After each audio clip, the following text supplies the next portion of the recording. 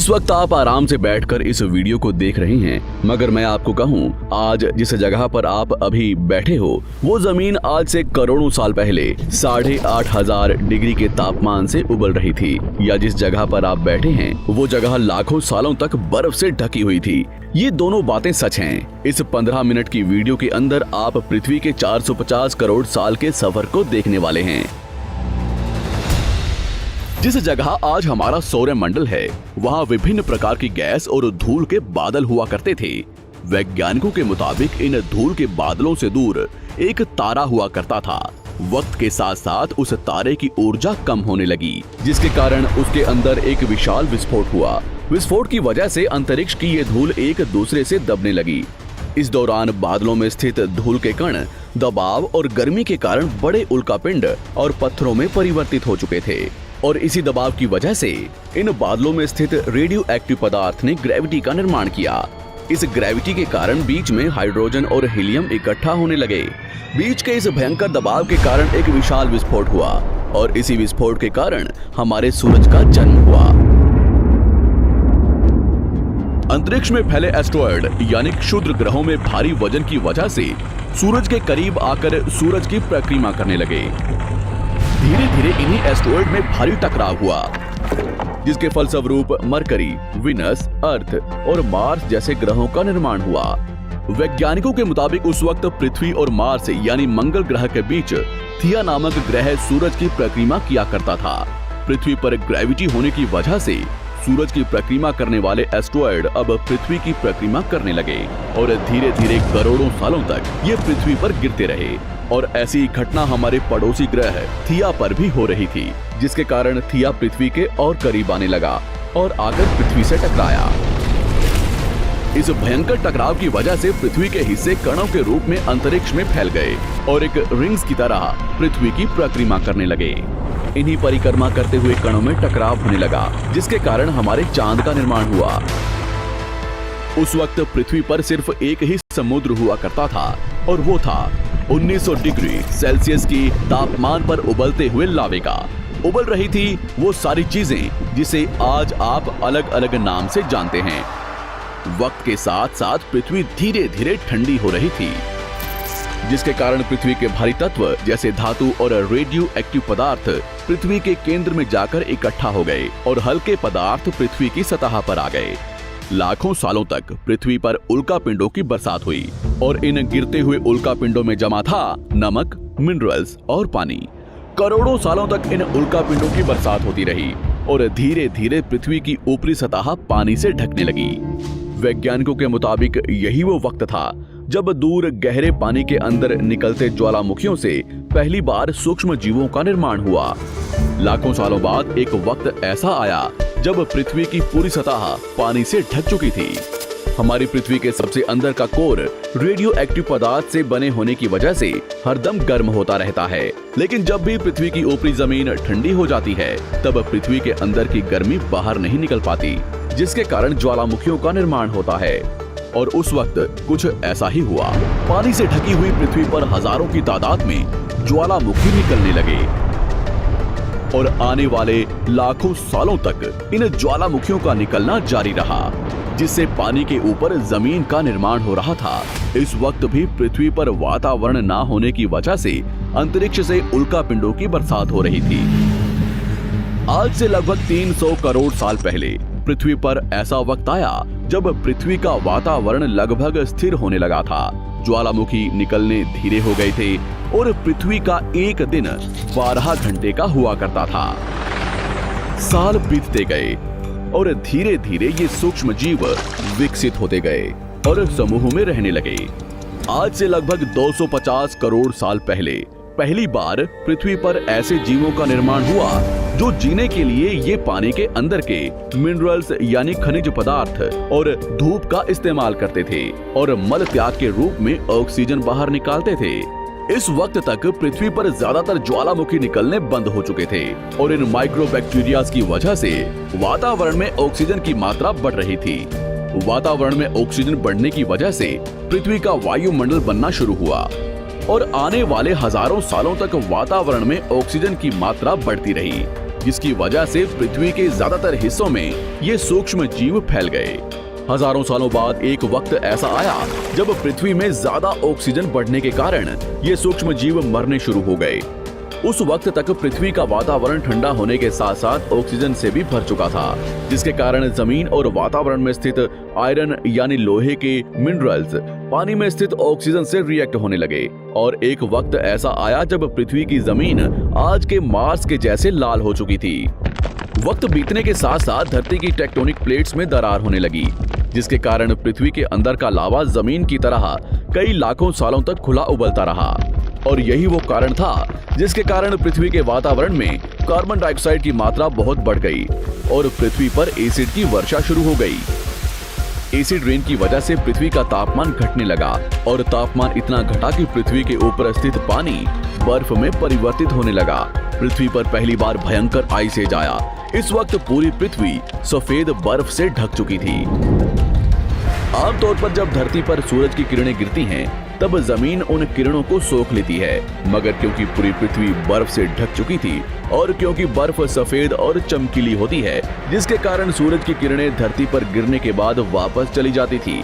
इसी कारण से पृथ्वी कई लाखों सालों तक बर्फ से ढकी रही, मगर फिर से पृथ्वी के अंदर स्थित गर्मी ज्वालामुखी के रूप में निकलना शुरू हो गई और इन ज्वालामुखियों से निकलने वाली गर्मी ने बर्फ को पिघलाना शुरू कर दिया।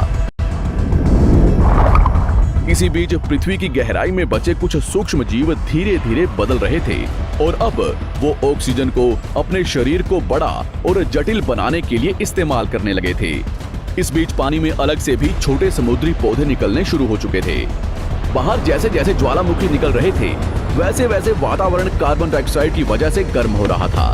वक्त के साथ साथ बर्फ तो पिघलने लगी, मगर धरती पर फिर से एसिड की वर्षा शुरू हो गई, जिसके कारण फिर पृथ्वी ठंडी होने लगी और फिर पृथ्वी की ज्यादातर सतह बर्फ से ढक गई। ऐसा बार बार कई हजारों सालों तक होता रहा और इसी कारण से अब समुद्री जीव धीरे धीरे वातावरण के हिसाब से विकसित हो रहे थे।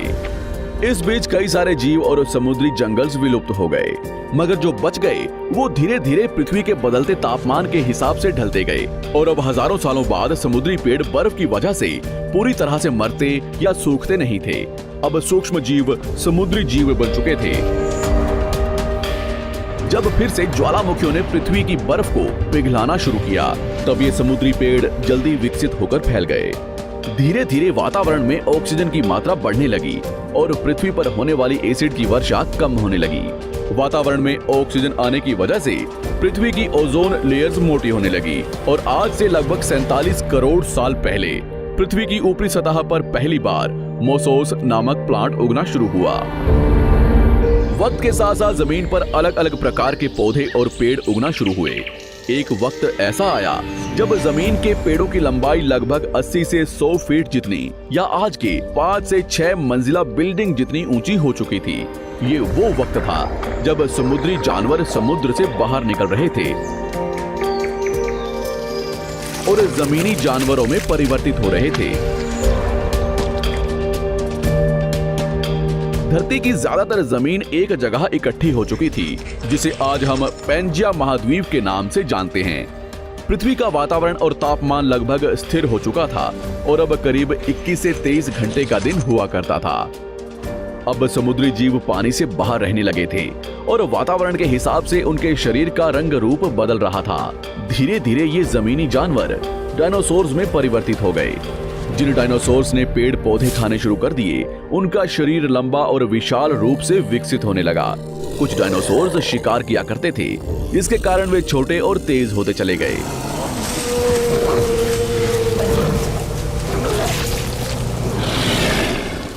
पृथ्वी की ऊपरी जमीन एक जगह इकट्ठी होने के कारण ज्यादातर जमीन रेगिस्तान और बंजर हो चुकी थी। ज्यादातर जंगल समुद्र के करीब हुआ करते थे, जिसमें डायनासोर्स रहा करते थे। आज से लगभग 20 करोड़ साल पहले पैंजिया महाद्वीप टूटना शुरू हो गया। पैंजिया के विभाजित होने की वजह से पृथ्वी की ज्यादातर ऊपरी जमीन पानी के संपर्क में आने लगी, जिसके फलस्वरूप पृथ्वी पर हरियाली बढ़ती गई, जिस वजह से डायनासोर्स और ज्यादा विभिन्न और विशाल होते चले गए। डायनासोर्स ने आने वाले लगभग 20 से 30 करोड़ सालों तक पृथ्वी पर राज किया। उस वक्त डायनासोर्स समुद्र से लेकर जमीन और आसमान तक पूरी पृथ्वी पर राज किया करते थे। इस दौरान अफ्रीका से टूटा भारत सीधे आकर आज के तिब्बत से टकराया और इस टकराव की वजह से हिमालय का निर्माण हुआ। आज से लगभग 6.5 करोड़ साल पहले पृथ्वी की तरफ आज के माउंट एवरेस्ट से भी बड़ा लगभग 4.5 लाख करोड़ किलो जितना वजनिया उल्कापिंड लगभग 80,000 किलोमीटर प्रति घंटे की स्पीड से पृथ्वी की तरफ आ रहा था। पृथ्वी की सतह को छूते ही उसमें भयंकर आग लगी और वो जलते हुए सीधा पृथ्वी से टकराया। इस टकराव से निकलने वाली ऊर्जा आज के 10 करोड़ परमाणु बम एक साथ फटने के बराबर थी। जहां ये उल्कापिंड गिरा, वहां के जानवर और पेड़ तुरंत भाप बनकर जल गए। गिरते ही पृथ्वी पर पूरी तरह धूल फैलने लगी, समुद्र में भयंकर बाढ़ आने लगी। भूकंप और आग ने पृथ्वी को जलाना शुरू कर दिया। कुछ ही घंटों में पूरी पृथ्वी के वातावरण में हानिकारक गैस और धूल की वजह से पृथ्वी नर्क हो चुकी थी। डायनासोर्स घुटन, आग और भूखमरी से पूरी तरह विलुप्त हो गए। इस वक्त हमारे पूर्वज जमीन के अंदर रहा करते थे, जिसके कारण वो इस विशाल प्रलय से बच गए। पृथ्वी का वातावरण पूरी तरह से काला और अंधेरा हो चुका था, जिससे धूप भी जमीन तक नहीं पहुंच पा रही थी।